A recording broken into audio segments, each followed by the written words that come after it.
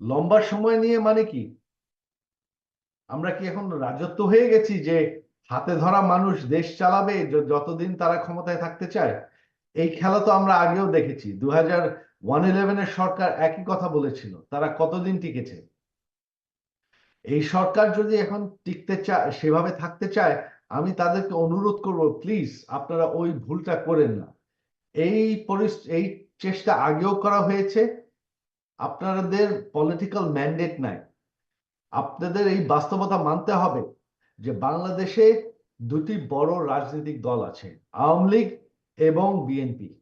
আমাদের সাপোর্টার আছে, সমর্থক আছে। মানুষের সাপোর্ট ছাড়া, মানুষের ভোট ছাড়া আপনারা ক্ষমতায় টিকতে পারবেন না। 111-এর সরকার চেষ্টা করেছিল যে তারা সংস্কার করবে, শেষমেশ কি হয়েছে? তারা কোনো কিছুই করতে পারেনি।